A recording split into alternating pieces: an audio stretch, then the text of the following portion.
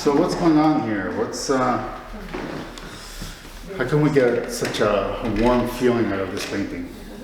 The magenta underpainting. Coming This through. here? Okay, he's working on this now. This is what he's coming Yeah, in but with. there's some of that orangey reddish in the Isn't that background beautiful? under the blue. Isn't that Yeah. beautiful right here? Yeah. That orange over here? Yeah. That's like the part where don't touch, all right? Because it starts to scintillate. You see that?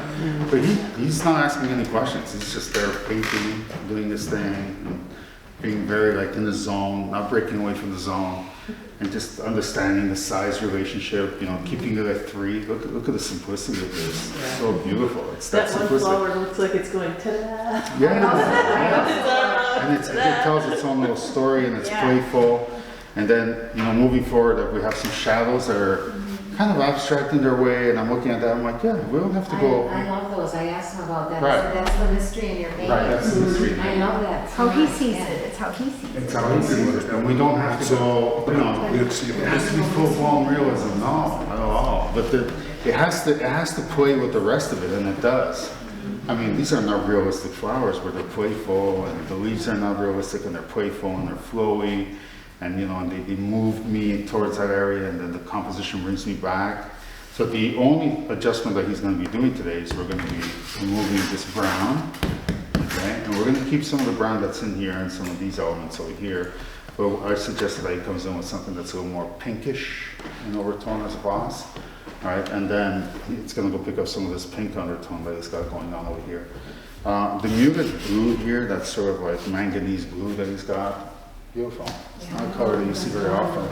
And again, it blends everything together and it makes the white pop out. It really makes this resonate. It's well done. It has a Van Goghish. It has a Van Goghish, yeah. We were teasing him yesterday, we were calling him Gauguin, but it's in that feel. Yeah, it is. It's in that, again, the simplicity of it. You know, things that we see every day, that we see on our kitchen counter, and we're like, oh, there's beauty in that. And he translated that to here. You know, it was heartfelt. And the movement of the strokes. Yeah, you see that whole playfulness. You know, if you look at him, that same movement is in his hair. Oh, yes!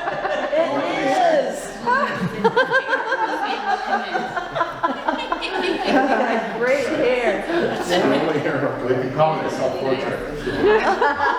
Call it a self-portrait.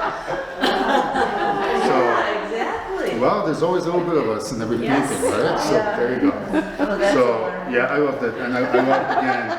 It's not an overpowering painting in the sense that it would invade your room, but it would definitely add like a really beautiful sense of calmness to the room also. Yeah, it's very soothing. It's very soothing. So there again, you know, the emotional quality of the painting comes forward. Okay.